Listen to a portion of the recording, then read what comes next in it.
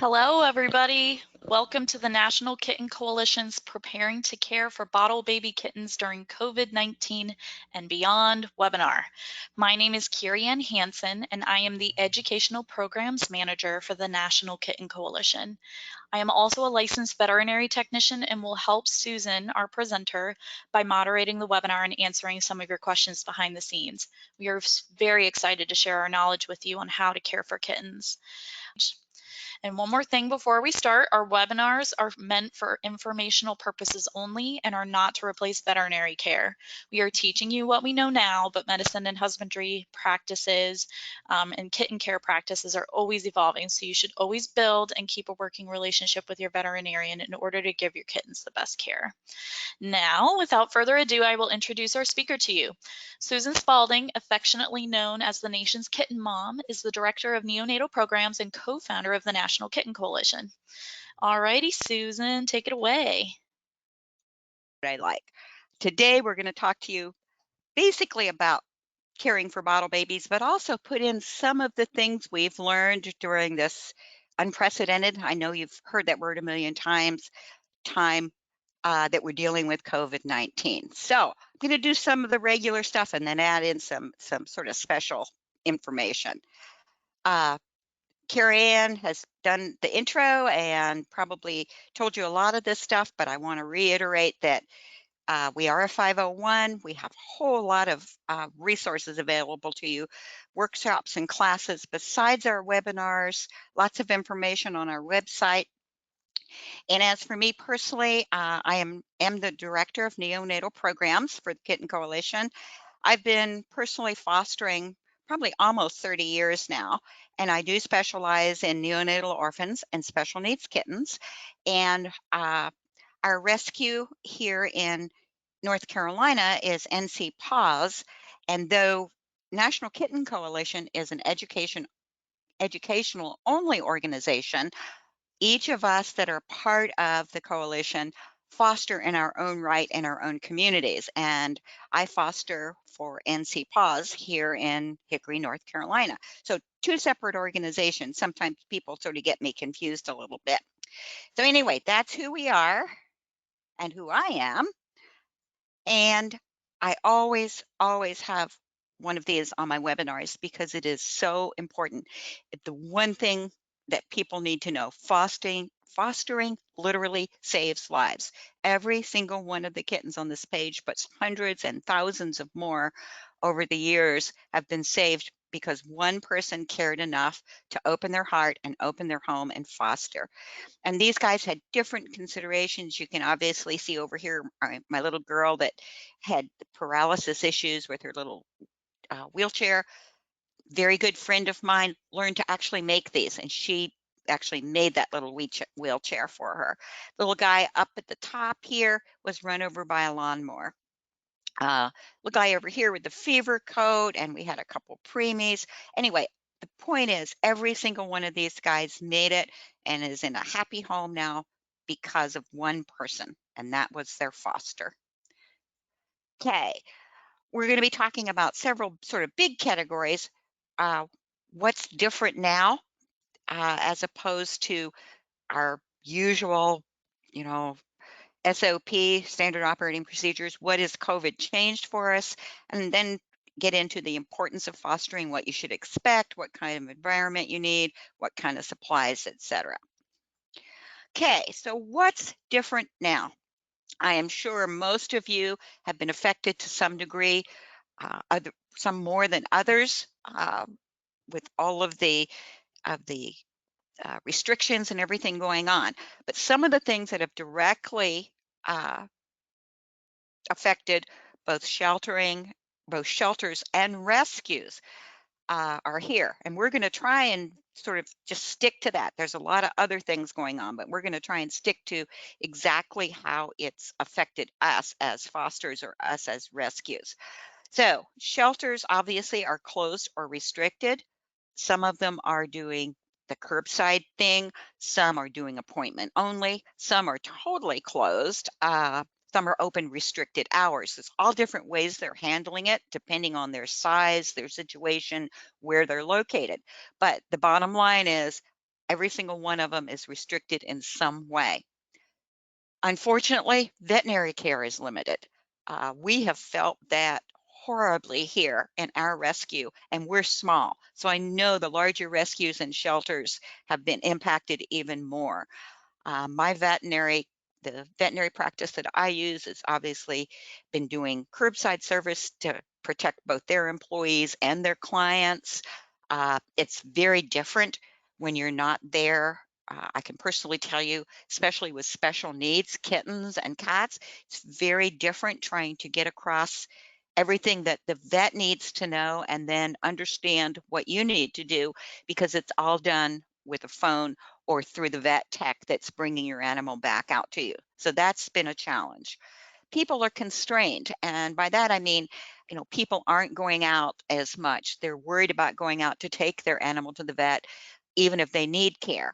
And again, one of the other things with veterinary practices is they're basically being limited or limiting themselves uh, per recommendations from their professional organizations to immediate critical care or emergencies or things that have to be done.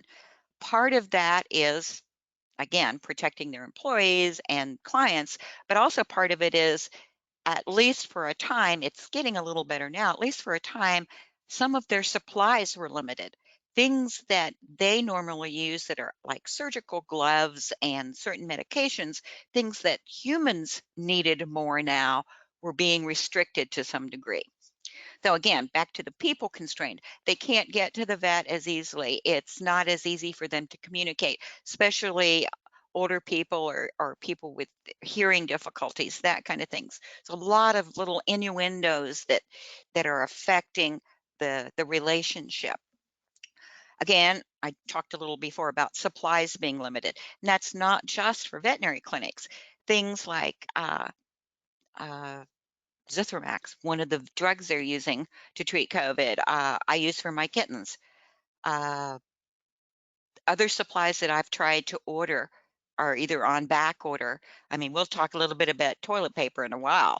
Um, there's a concern about regarding uh, zoonotic transmission, meaning can the disease be transferred between humans and animals? At this point in time, there's no evidence of that. I just listened to a couple webinars myself last night that went into that.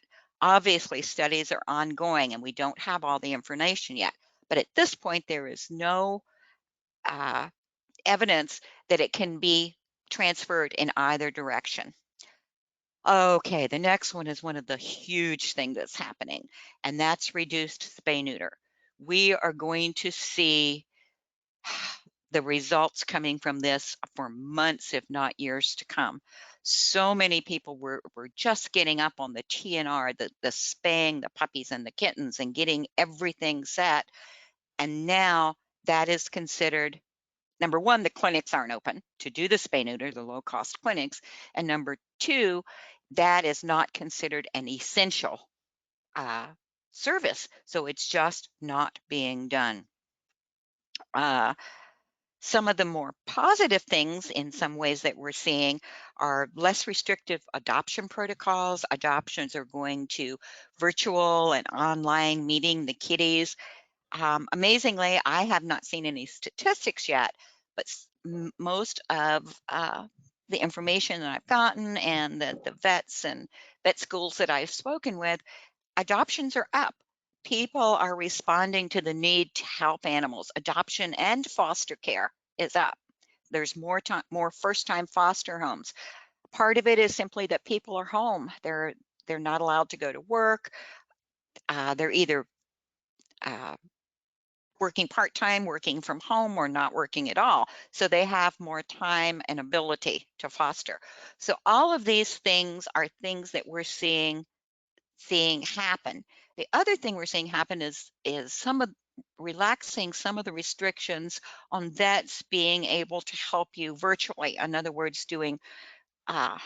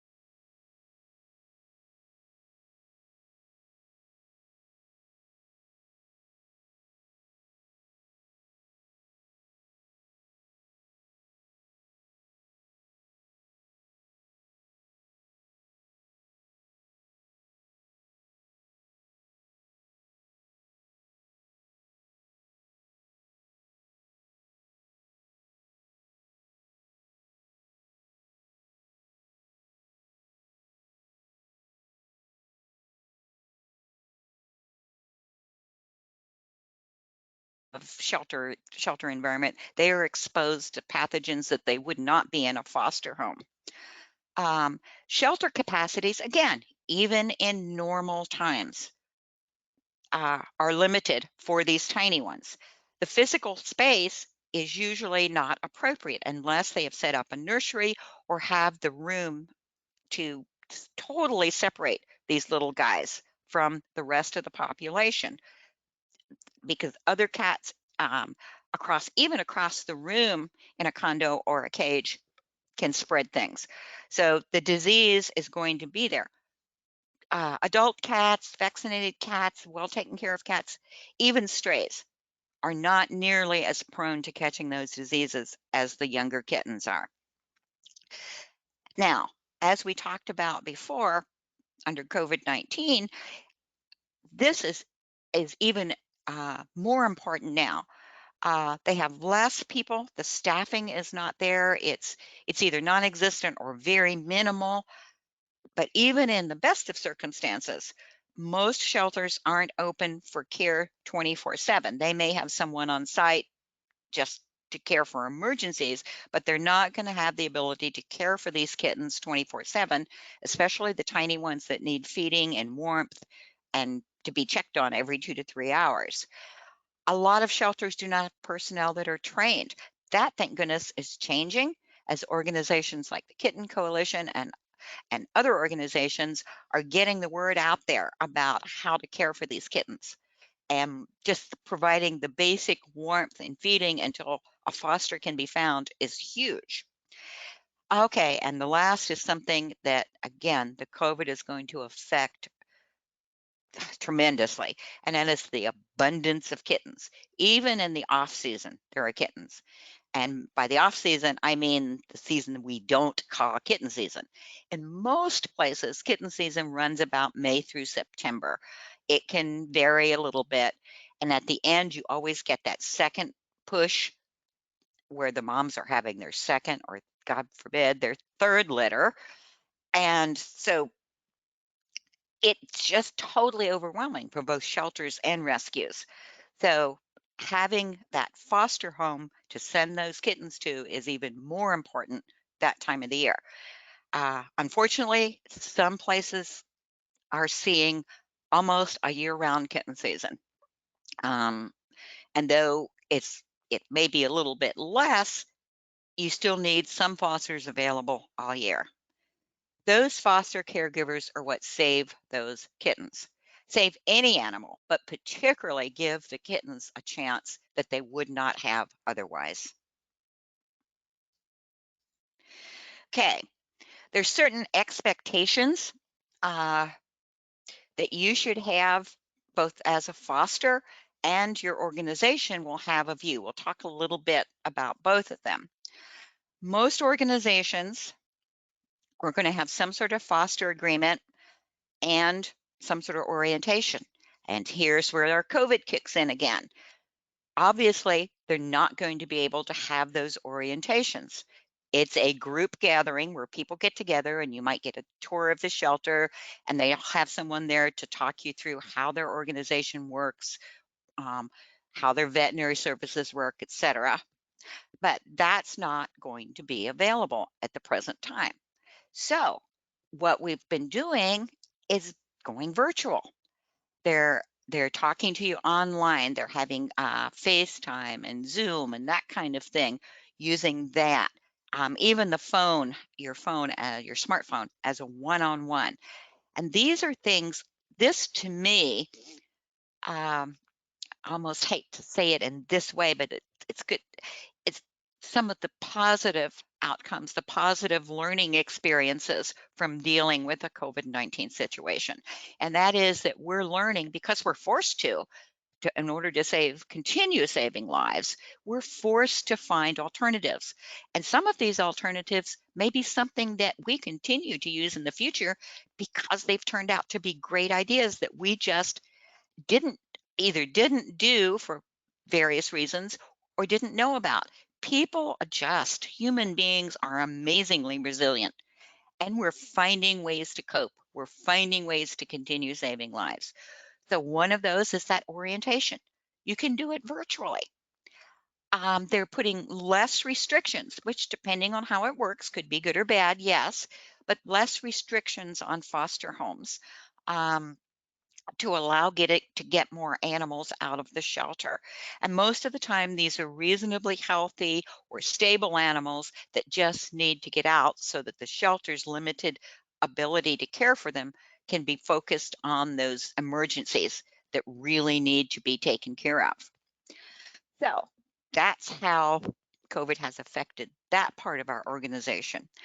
Fostering, and we're going to go into a little more detail on some of this in future slides, but fostering, you need to know what to expect time-wise, what to expect expense-wise, if there will be any. And under personal, you need to expect how much personal time is going to be involved, how much family time is going to be involved, and how your pets and residents are going to react and how it's going to affect them. So, organizational expectations. Okay, is probably going to be with either shelters or rescues with their foster programs. There's going to be an agreement or a contract you sign. And this basically is good. It sets out in writing exactly what they expect you to do, how they expect you to respond to situations, and you know how they are going to help you. It usually is a two-way agreement. That is something that all organizations have. They may also come to your home and talk to you about the best place that you can foster, how you should set it up. There's a lot of different things. How COVID has affected this. They are doing more of this online. Obviously, they're not doing the home visits, but talking to you about how your home is set up, how you plan on where and how you plan on keeping your animals, what kind of environment. This helps them match you with the correct animal to foster, whether it's neonatal kittens, uh, pets with maybe some medical needs, that kind of thing. And this goes for any animal, dogs, cats, ferrets, whatever. We concentrate, of course, on the kittens. Okay, transport. Um, a lot of times, and again, we're going to see how this has changed, but a lot of times they have a vet that they have you take the kittens to for their normal care as well as for emergencies. You might return to the shelter for deworming or vaccines. Some of the ways that is changing is they are showing the fosters, most experienced fosters will do this anyway, but they are showing the fosters how to deworm these kittens at home. Things that fosters can learn to do easily and are comfortable with can be done at home. You don't have to return to the shelter for it. Vet visits, the same way.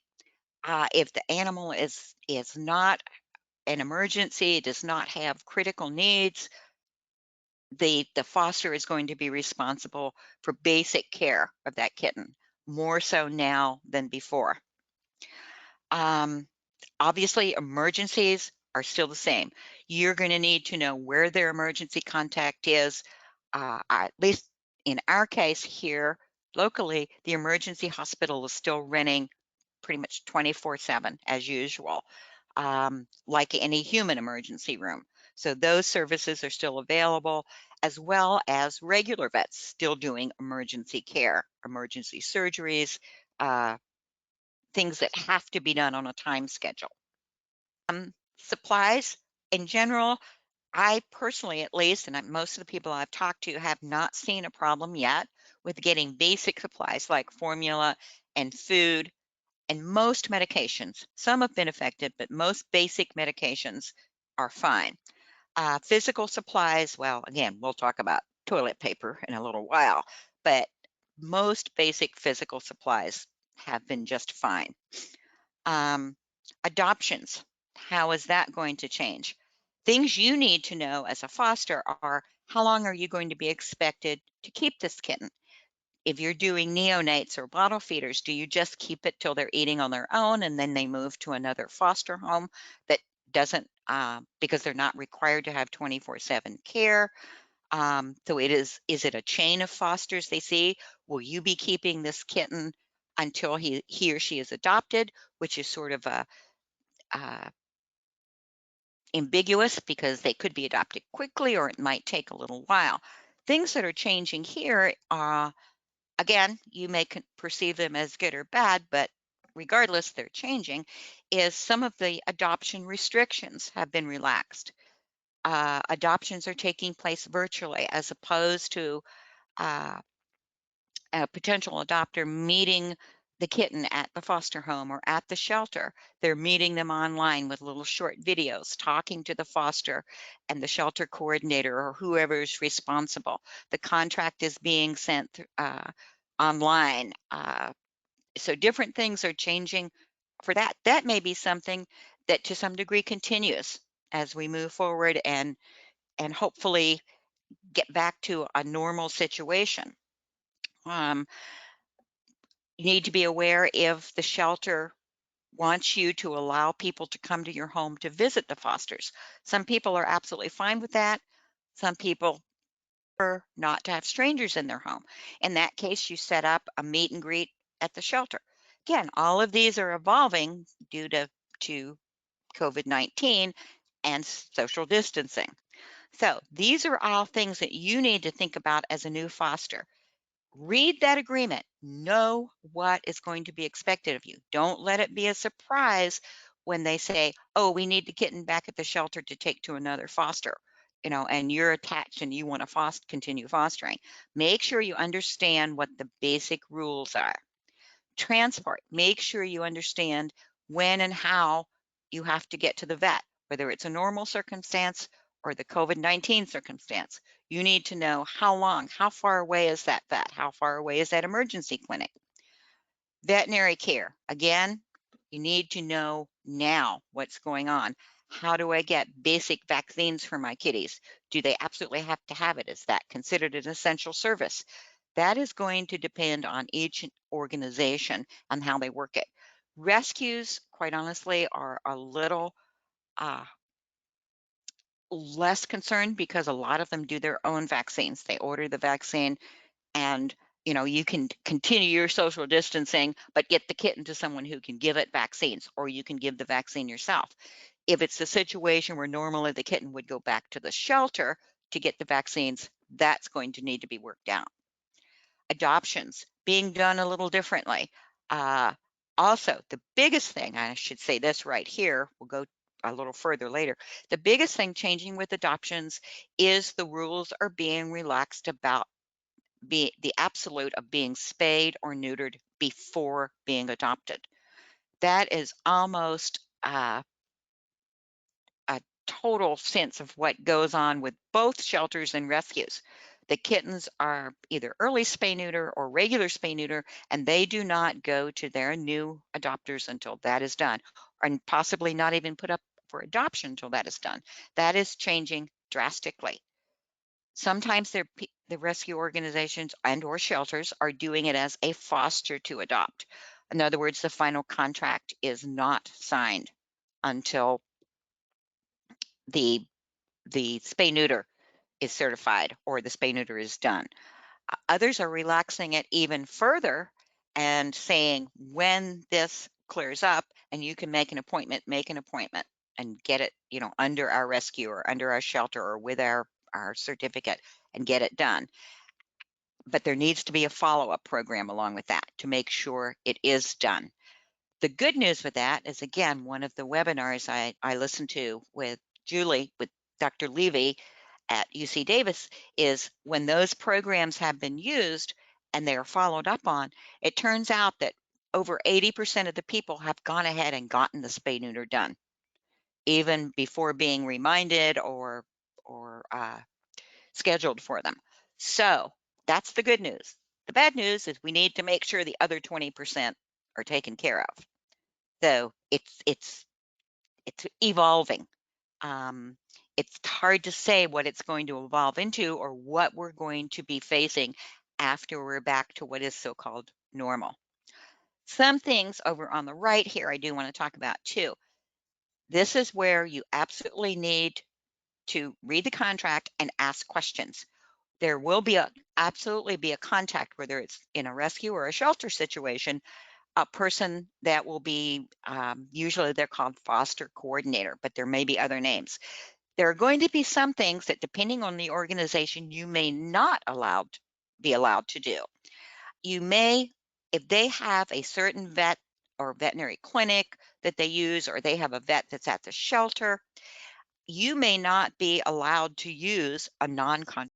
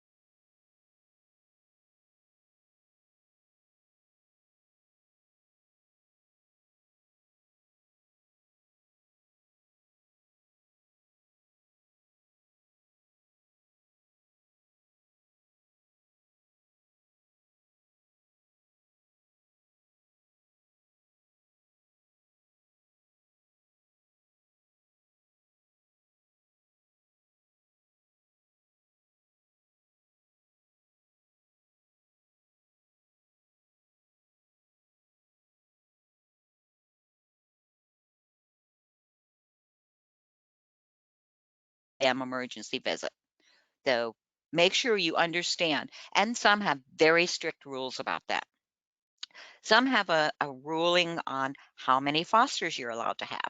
Some say 1 litter is enough. Some say 2 litters. It will depend on your situation, your level of expertise, and what the shelter or rescue requires of you. Non-prescribed meds. There are a zillion, if you go online, over-the-counter magic cures here. Oh, this cures diarrhea. This cures this. I urge you not to use those kind of things without permission from your vet or the medical coordinator with your rescue. Um, if they say it's fine or they say it's okay, great. But some of those things can be dangerous for tiny kittens, even if they happen to be okay for older cats or kittens. Uh, Ask questions. It also could be that if your cat or kitten is on another medication, those medications could affect it. It could keep it from working properly. It could actually be dangerous when combined. So make sure you understand and don't ever use it unless your vet or your medical coordinator okays it. So those are all things to ask questions about. If they're not in your foster agreement and obviously not part of the group orientation that we can't have right now, but even the online orientation you might get, ask questions. Better to know right up front. The biggest thing with fosters is you want to find the right organization that you're comfortable working with. And that's not to say any one is better or worse than another. They're just different. And you as an individual will be comfortable in different situations. So make sure you understand if this one isn't for you after you talk to them, there are, I am sure, more out there in your community that maybe be running a little bit different. So make sure you understand that we want as rescues and shelters to keep you as a foster. So we want to make you happy, and that means that both of us have to understand our jobs and be compatible in doing those jobs. Okay, actual fostering. What kind of supplies are needed? These are the questions that if the answers aren't provided for you right away, you need to ask. What supplies are provided by the organization? What's provided by the foster if they choose to do it? A lot of fosters choose to provide the food and litter for kittens, and that's wonderful. That helps the shelter or the rescue save so many more lives. But If you aren't able to do that, it's fine. Talk to the organization. Most will be able to, not all, but most will be able to provide you with those basic supplies. Um, and in that same light, what are the expenses you're going to incur if you do buy your own food or provide your own litter or any number of different things? Okay, with food, again, this is something during your orientation or question you should ask. With kittens, especially, and with most adults, it's really, really important to have a consistent food, a consistent formula, which means the same brand, the same flavor, that kind of thing. So it's really important to check and see if they use a certain kind of food or a certain kind of formula within the organization so that you can stick with that. So when the kitten goes back to the shelter or goes up for adoption, that it's not just the stress of the transition, but also the stress of change in food. I have seen kittens go from perfectly healthy, nice diarrhea, no diarrhea stool. In 24 hours, they're transferred to a new foster, they're put on new food, and all of a sudden their gut just goes wild. So make sure you understand if there's certain food that you need to buy or will be provided for you. Veterinary care, again, the COVID has impacted this probably more than most any other part of our daily care of these animals. Most of us depend on outside veterinarians, even shelters that have veterinarians on staff because of the limited staff and the limited availability. That's changed. Uh, but in general, what you need to know, what routine care can you provide? What routine care does the vet provide? Do you have to take the kitten to the vet? Um, some organizations follow the UC Davis protocols and the kittens get vaccines early and a little more often, whereas some rescue organizations still use a longer period. You need to know what that is and where you take them. Where do I go for emergencies? Absolutely know this. Every time if I foster for a different organization and they have a different emergency vet or emergency hospital than I normally use, I know the address, the phone number, and if at all possible, I will physically drive there before I have any emergencies. So if an emergency arises, and that's exactly what it is, you're not going to know 2 days ahead of time. An hour ago, that kitten was fine. Now he's comatose. I need to get to a vet, and I don't want to have to think about where to drive or where to go. So know where your emergency care is. Know how they treat special cases. And again, this is not a, I'm not making a judgment on this, but some rescues and shelters are limited in what they can do long time for special cares. Animals that are paralyzed, animals that have uh, ongoing treatment needed, diabetics, different things like that. You should know upfront whether that organization will be able to care for that animal. If your foster is diagnosed with some long-term issue, is the shelter going to say, because if you're fostering for a shelter or rescue, you do not own that animal. The shelter or rescue owns it, if you want to use that word, and they are responsible for it. So if their decision is, we cannot provide continued care for this animal, they might need to consider euthanasia. In that case, most of them, if you choose to adopt that animal, most of them will be okay with that. But if you can't, for one reason or another, adopt that animal, you need to be able to accept that there are limitations. Ask questions up front. What is their procedure if there are long-term issues or emergency issues? Um, and it's a matter of funding and a matter of time. So just make sure, like I say, I'm not making a judgment whether it's right or wrong, but make sure you understand it so you're not caught off guard. Training and support is something else that's been affected. Uh, Orientations, the classes, that kind of thing are obviously not ongoing at this point, but there are virtual ways to do that. You can have a mentor, which I highly recommend that you ask if there is someone in the rescue or at the shelter that you can get in touch with just to talk things out. Um, what's going on? What do I do? I'm feeling a little iffy about this, or my kitty's, I'm worried he's doing this. A mentor is absolutely amazing.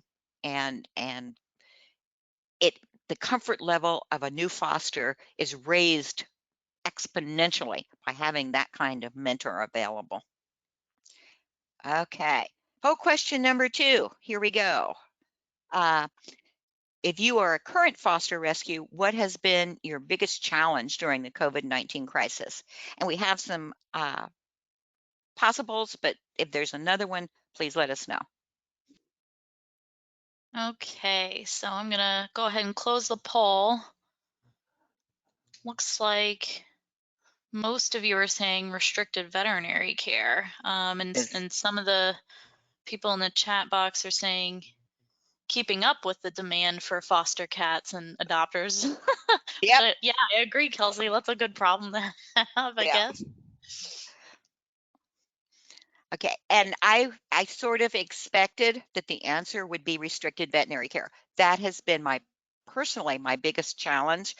Um, I am very fortunate in that my vets have been great about virtual diagnoses in non-emergency situations, sending texts and photos back and forth and doing within the legal parameters what we can to get the needed medications. And there's been situations where they've said, no, this kitty needs to come in, and we've arranged that as an emergency. But most rescues and shelters I've talked to over the past few weeks and months, that's been the restricted veterinary care has been one of their biggest concerns. Um, the next one is the fact that they've had more requests for assistance. Rescues in general have had more requests for assistance because the shelters as public entities are more restricted. So, but, and uh, Carrie Ann said, a couple of the organizations that I partner with for adoptions of my kitties have seen an increase in adoptions, or at least not a slowdown. So that's a good thing. People are out there, they've been asked to help. If you're thinking about adopting, now's a really good time to do it. So we are still moving. In certain places, we're still moving and even moving better than normal, our adoptions forward. Uh, Doing them virtually, or having a social distance one-on-one meet and greet with the kitty. So it's happening, and that's a good thing. And we're learning a lot from that. Okay, personal. There's going to be a lot of personal considerations. What is the best fit for you? The age and the health of the kitten. Are you experienced enough, or do you want to learn to do bottle babies? And there's a huge difference even there within that one, babies under 8 weeks or babies under 4 weeks. It's very different to have a compromised 1-day old or litter of 1-day olds, even healthy ones, but much less compromised, as it is to have a litter of very healthy, vigorous 3-week-olds. Totally different situation, totally different skill level. So you need to be upfront with your organization, and they need to be upfront with you, and figure out what is the best fit. What age animal, what condition of animal. You will be happier, the shelter will be happier, and the animal will be much, much happier. So ask questions, be honest. Not everybody can do 1-day bottle babies, 1-day old bottle babies. Some people enjoy doing the adults that have some issues that need to be cared for on a daily basis. So make sure that there's an understanding between you and the group that you're fostering for, what you're comfortable with, and they should respect that comfort level. The feeding, again, we're not going into a lot of this in detail, but your time feeding depends on the age and the health and the size of the litter. Your amount of time you spend cleaning and sanitizing is going to be almost as much as you spend feeding and caring for those kittens. Guarantee that. Record keeping, you need some time to sit down and make sure you keep a chart or a record of everything going on with your kittens. Obviously, TLC, you're going to want to have time to simply enjoy your kittens or cats. Um, Sometimes they have great programs within rescues and fosters. People that work during the week, or at least did before COVID-19, uh, would take over for the weekend for a litter of bottle babies or a litter of kittens or a cat that needs special care to give the foster a break. So that's something to check into. Or maybe you just have a friend that can't foster, uh, you know, full time, but are glad to take them for the weekend just to enjoy the kittens and give you a break. The caveat there is make sure that they are registered with the organization. You cannot just give, remember, you don't own that cat or kitten. The person that helps you has to be okayed and usually have a foster agreement with your organization. So have your friend do that. It's easy. They just want to keep them for the weekend to give you a break. The other option is at least hopefully well, absolutely before and hopefully after the COVID situation resolves, organizations have kitten nurseries where you can go in and feed the kittens on a schedule that you set up and agree to with the organization. Hopefully, we'll see that coming back as again get back to normal.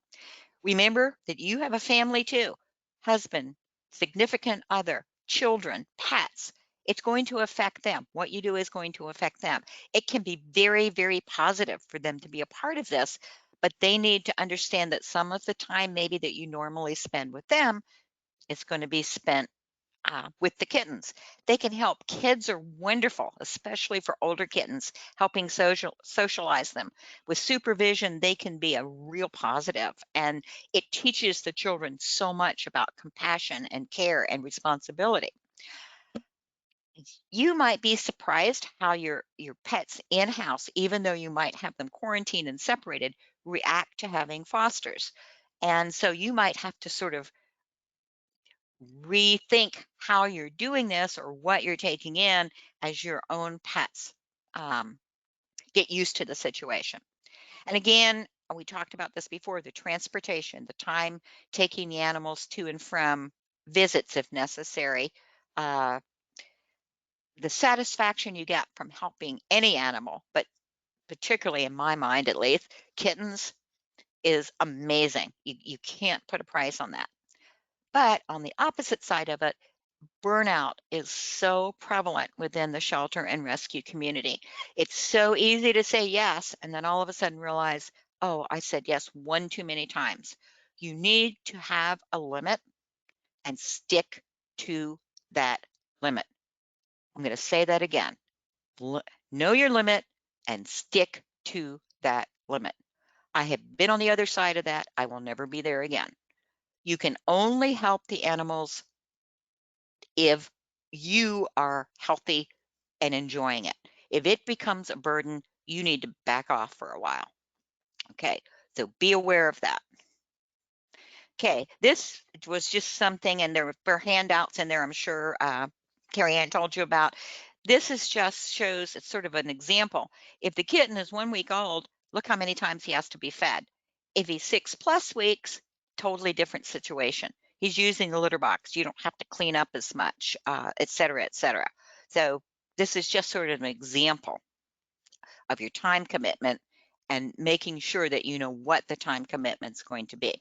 Okay, your environment. Again, depending on what age and type of cat or kitten that you foster, tiny bottle babies less than a week old need very little space, just a really warm carrier or a small playpen where you can keep them warm, feed them, keep them clean. Needs a safe location, however. You need someplace where it's not going to be knocked off, where the kids and other pets aren't be able to get to it because it's in quarantine. For older kittens or cats, things like the bathtub in an unused bathroom or an unused bathroom itself. There are a lot of different environments.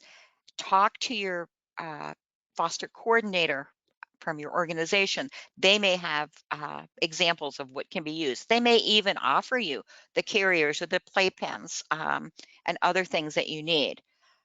Needs to be safe, like I said, need to be able to quarantine it. You need something without, it can't be like a garage or a basement that has extreme temperatures one way or the other. there are potential dangers that you have to think of beforehand, and that is children. And I don't mean that in a negative way. I just mean children are curious. They can be a big positive, but they need supervision and training so that they understand the limits. 1-week-old kittens do not get handled 10 times a day. They do not get manhandled by children. They need to be older. Other animals, if you have dogs that are not cat friendly, you might want to think about fostering dogs as opposed to cats. Chemical fumes, things, even cleaners and air fresheners and essential oils. Learn about them, know what's safe and what's not safe. Cleaning agents, the same thing. There are very safe cleaning agents. There are some that are not so safe for kitties. Things like cigarette smoke and essential oil are obvious, but those are all things you need to think of ahead of time. Basic supplies, again, these may be provided by your organization.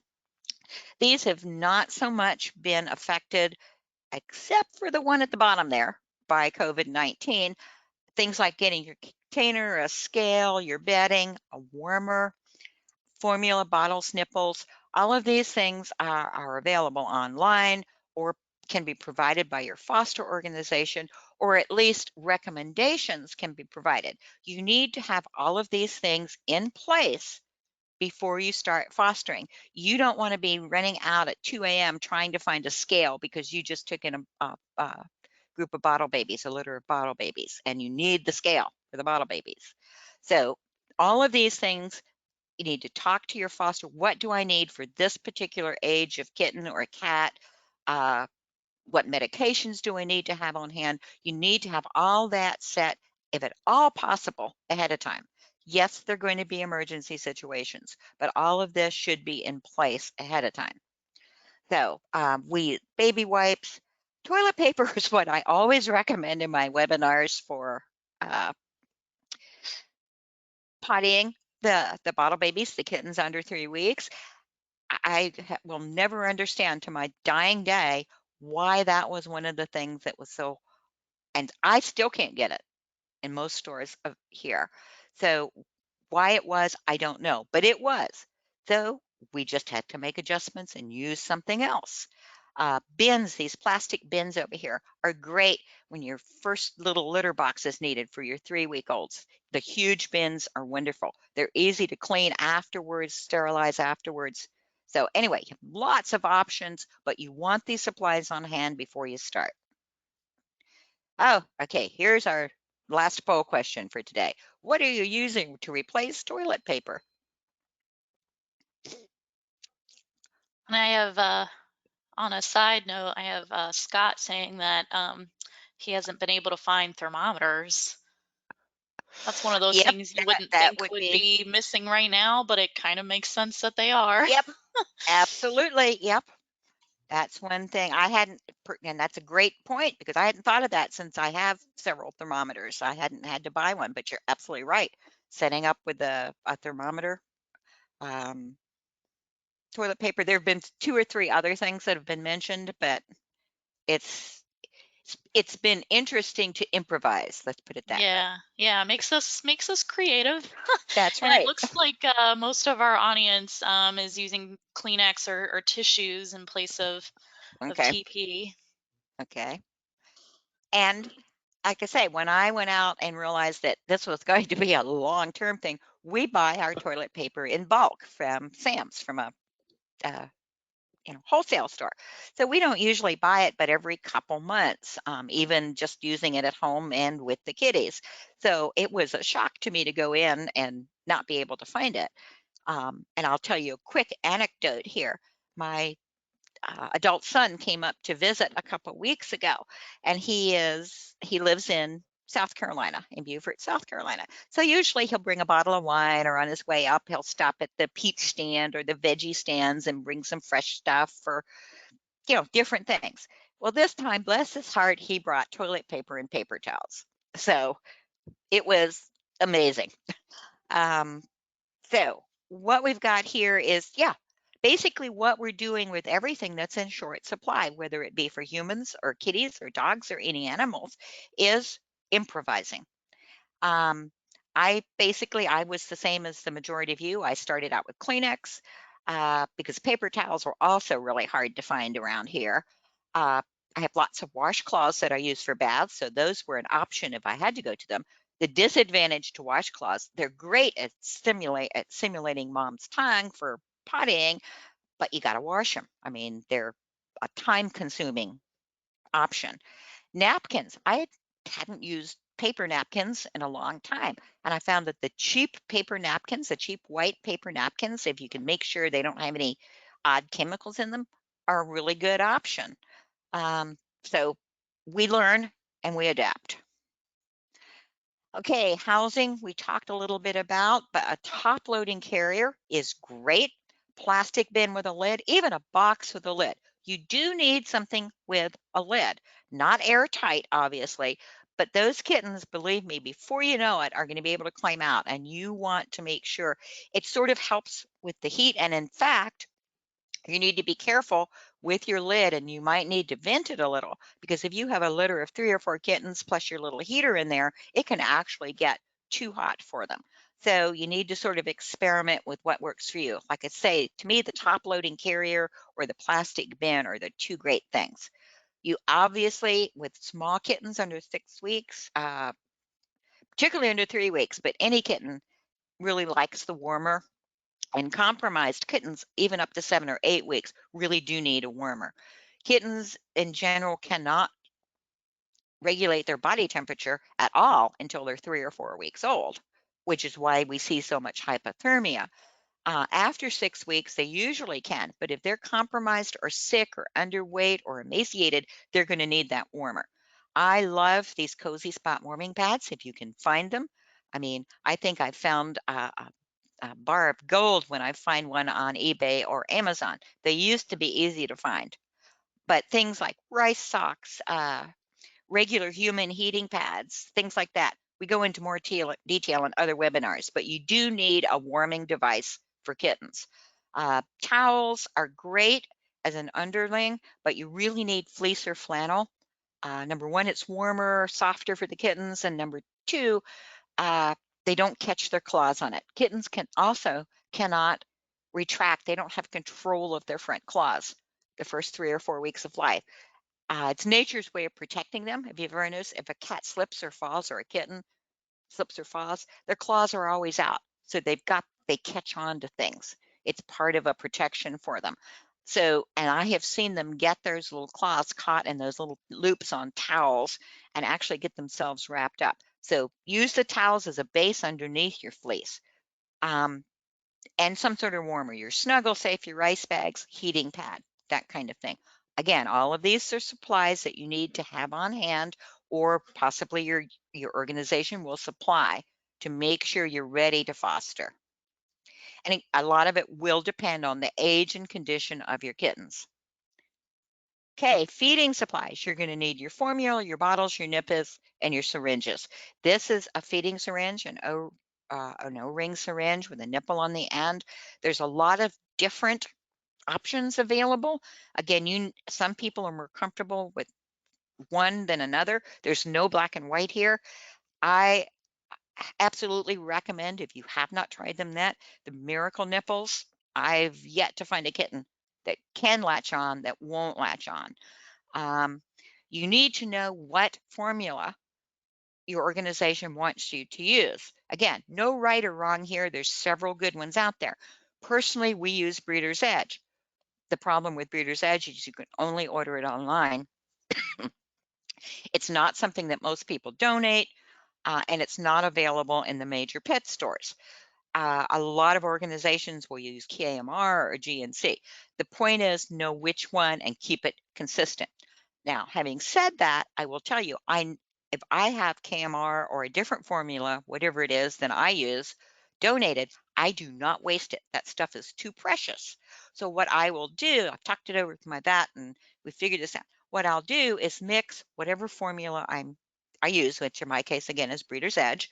I'll mix it like 1 to 4 with the KMR. So I don't waste the donation, but I'm still being consistent with my formula for my kittens. Again, whatever is convenient. The This is all stuff that you can learn to do if you choose to do bottle babies. We have great training webinars and programs for that. So we don't go into detail again, but these are supplies that you either need to get from your uh, organization or know where to get them before you start fostering. And I know we're running a little over. I apologize. I will be quick here. Cleaning supplies. Generally, you're going to have everything you need on hand, but I also suggest if you're going to be in this for the long term, if you're going to continue fostering kittens or cats or any animal, that you look into something like the rescue down here. Again, this is my personal favorite because it's affordable, it's effective. A lot of shelters use it. In fact, I had an up on the COVID-19 because I use this around my house as my regular cleaner now, not just in my kitten room, not just with my bottle baby fosters. I use this in our entire house for everything, except cleaning windows. But it know what you're using and know what it treats and know how long it has to be on there. You cannot, with anything that I am aware of, with any disinfectant, just wipe and go. It has to be at the right concentration and it has to be left on for a certain amount of time to kill the pathogens. And it's not just a matter of using that. You have to wash with hot soapy water first and then disinfect. Though it's a learning process, but something you need to know. You're going to be putting your washer and dryer to really good use. Before, or if you choose not to use something like Rescue or Excel, they're actually the same thing, just a different name. Clorox bleach is very effective, but it's much more harsh on you and the kittens as far as even just the smell, the fumes. So, but again, just be aware that these are things you're going to need. You're going to be cleaning as much as you're feeding in the long term. Okay, next, medical supplies. Again, know what's going to be provided. If you are a medical foster and you need things like lactated ringers or things that are prescription, you need to make sure you know how you're going to get those. Who's going to supply them? Where are you going to pick them up? Do you have to get the prescription? Do you have to go to the vet to get the prescription? And so on. Again, some rescues keep these in stock for use when prescribed by a vet. Some shelters will have them in stock. With the COVID thing, we need to be aware that, we're not going to be able to just run over to the shelter or the vet and pick these things up.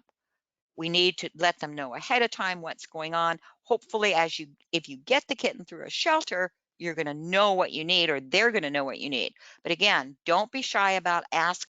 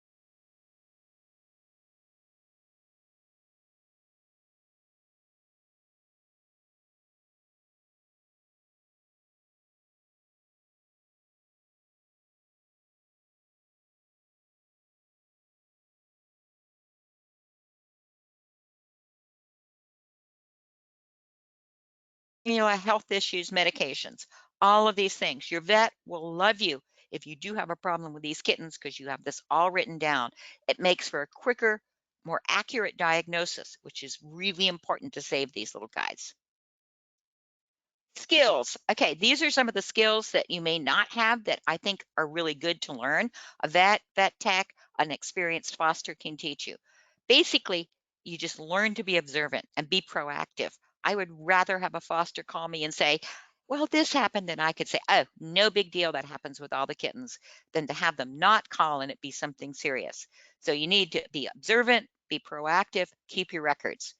The regular care, the bottle feeding. Tube feeding is an amazing skill that you can learn. It is not rocket science. It is basically easy to do, but you must learn to do it correctly. Things medical like pilling. You don't want a dry pill. You want to learn that if you have to give them a pill, you want them to drink some water afterwards. Usually you need to syringe a little water into their mouth. Injections, again, very easy to learn, along with subcutaneous fluids. And there is no one in this world that was worse about injecting anything, even oranges when I was learning, than I.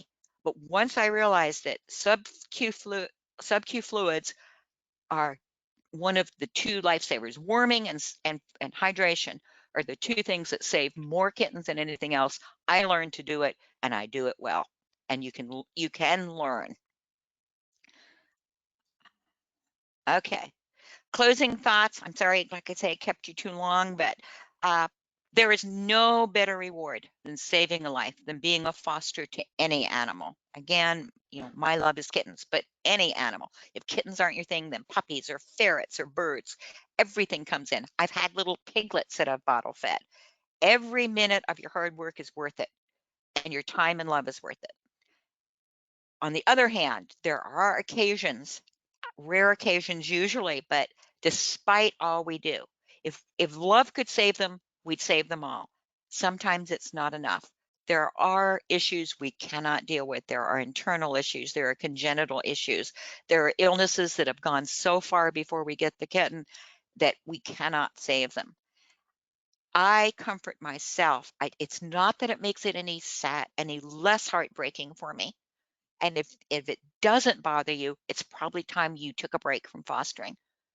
But it's comforting for me, even through the heartbreak, that because of you, because of the foster, it had a chance. Without you, it had no chance. Plus, it knew love and comfort. It did not die out in the cold, scared to death. And I'm not trying to give them human emotions, but you can't help but think they feel pain, they feel fear. If they're in a loving, warm environment, even if they pass away, you've done your job. So, hey, be a lifesaver. Give it a try. There are support networks out there for you. You're not alone. There's training. There's webinars like we do. There's all kinds of support, especially with all this COVID going on. People, they're new to fostering, so there's lots of new support networks getting on. Okay, so you've got your list of supplies. Hopefully you know what to expect. Ask questions. If you don't know what to expect, if you have any question at all, ask them up front. As a person that recruits fosters, I want to know. I don't want you being sorry you're a foster for me because you didn't realize this is how we worked. So ask questions. Contact your local shelter or rescue group. Ask how you can help. If fostering isn't your thing, you can donate, you can transport. Transport is one of the things we need the most sometimes. Getting these little guys to experience foster quickly is imperative. So check out our website for more information, and you can start saving lives today. As far as the COVID-19, it's forced us all to rethink our priorities and our protocols. We can come together, and we are coming together to make it work, not just for humans, but for the animals in our care. We can continue to save lives, and we adapt, we change.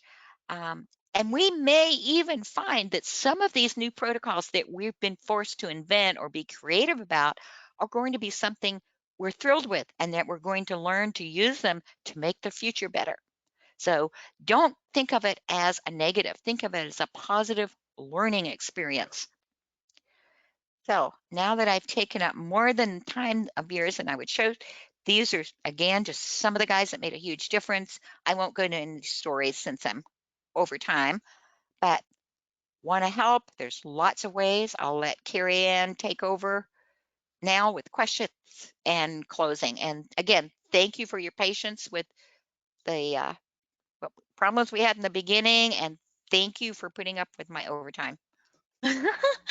Thank you, Susan. This was a great presentation, and we understand if some of you need to hop off the webinar, but I do want you to know that some of our webinars are available as archived recordings on our website at www.kittencoalition.org under our resources page, and this one will be included with them. These webinars will also rotate periodically throughout the year.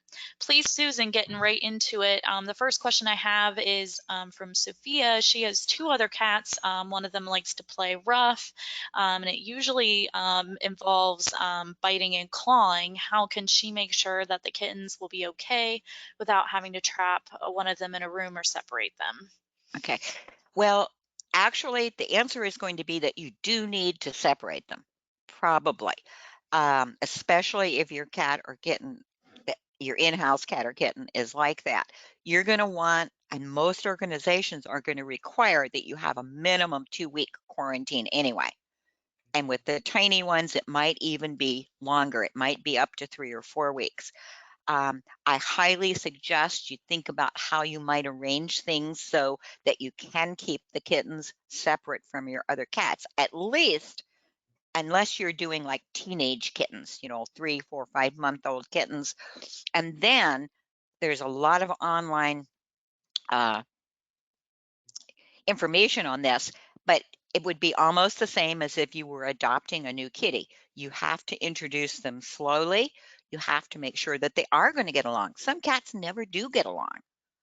So be aware that you may long term, like a bathroom. I mean, a kitten is not going to think a bathroom, a reasonably sized bathroom is a horrible thing. They're going to have room to play. Hopefully, that kitten's going to get adopted fairly soon. So it's not going to be like he's going to spend his entire life in a bathroom. So I guess the answer is number one, it may never work out that you can combine them because you certainly don't want the kittens injured, especially small ones, by a cat that's just playing. He doesn't really mean to do it. It is absolutely the same with dogs. I cannot allow one of my dogs anywhere near the kittens. He's not ugly and nasty about it. He just thinks they're toys. His toys are furry. Some of his toys are furry and little and move around. So I just absolutely do not, let him anywhere near the kittens without total supervision. So a couple things you might have to consider that you're not going to be able to integrate kittens into your household in general. So you'll need to think of a place to keep them, a comfortable place, a big enough place, or you're going to need to spend the time and learn more uh, information and details about being able to introduce them safely. So those are the two things you're going to need to consider. Okay. Ebony asks, do kittens pee and poop after every feeding? Uh, yes, pretty much anytime you stimulate a kitten or he's stimulated by his litter mates or rubbing up against uh, a blanket. It's one of the reasons I don't recommend, as cute and sweet as they are, those little sock things that cover up their rear end, because all it does is just irritate the kitten and he pees almost constantly. So a healthy kitten's going to pee, yes, every single time that you stimulate them or they are stimulated by some outside force. Suckling, we talk about this, say, in detail in other webinars, but some kittens tend to will suck on each other for various reasons. If you have a larger litter, they'll be moving around and they'll stimulate each other, and all of a sudden you'll find a bunch of pee all over the kittens. So peeing, yes, the bottom line answer is they will pee when you stimulate them after each feeding or whenever you stimulate them, before or after. Poop, no. Most kittens, again, healthy kittens we're talking about, um, will only have a stool, have a bowel movement once or twice a day. Kittens, I mean, it's not unusual for it to be more, but that's what I find in general. Every kitten's different, but in general, the ones with decent poop and are healthy are going to be about 1 to 2 times a day. You're going to know when you're stimulating them. They're just like humans. You know, we press down when we're having a bowel movement. We press down with the muscles in our abdomen and sides. And kittens do the same thing with their tummy muscles. So if you're holding them with one hand and stimulating them with the other, you're going to feel those muscles tense and you're going to know that they need to poop. And sometimes you'll see it. It's, you know, sometimes they really have to work at it and they'll scream and yell. And even when mom does it, they do that. But you'll see that stool start coming out and you're going to want to keep stimulating until all of it's out, not when it breaks off. There may still be more and you can see it at the little opening. However, you need to know that when you first get kittens, when kittens are first away from their mom for whatever reason, be it because mom was killed on the road, whether mom just deserted them, whether somebody unfortunately picked them up thinking mom was gone, when you first get these kittens, it will sometimes take them 2 to 3 days to regulate, get used to the formula or the food if they're older. Um, More so with the formula, with the tiny kittens, it will sometimes take them 2 to 3 days for their body to get regulated and for you to see a stool. Uh, so I don't usually worry for the first at least 48 hours if I don't see a stool right away. After 48 hours, I will start monitoring very closely and make sure you check their bedding. It's not that kittens can't go to the bathroom on their own. It's just that it's not natural for them to do. If they get stimulated enough and they have to go badly enough, you'll find these little poopy stools, you know, sometimes covered up in their bedding, and they can be small and hard to see, which is again a reason with your bedding you want it to be light colored so it's easier to see that kind of thing, or even the light urines to know that they've gone to the bathroom or peed. So anyway, back to the you will want to uh, monitor them closely if they haven't gone the first 24 to 48 hours. And the other situation, if they are, one of the reasons I said that about the muscles, if they are straining, if you feel those muscles and they're meowing and stretching and trying to go when you potty them, that's a whole different story. So it's either that they can't get it out, it might be you know, if they've been dehydrated or hadn't eaten for a while, it might really be very hard and they might be constipated. You need to take care of it as soon as you realize that's what's going on. There are, uh, they can do tiny little gentle enemas. You can learn to do that. You know, you need to learn first, but your vet can do tiny little gentle enemas. I would consider that an emergency if I felt a kitten was constipated. Um, but usually, things like lactulose and mineral oil and tiny little enemas will get them going again. But don't delay. The point is, you know, watch for it. If they haven't gone within 24 hours, start watch or 48 hours, I'm sorry, start watching carefully. And if they start pushing like they're trying to go, if those muscles are pushing, you need to think, okay, possible constipation. So use your judgment. Part of it is experience and knowing. But again, I would rather my fosters be proactive and let me know ahead of time. And I can say, oh, don't worry, it's only been 24 hours. Watch them. And I get this wonderful text or message about 12 hours later, we have poop.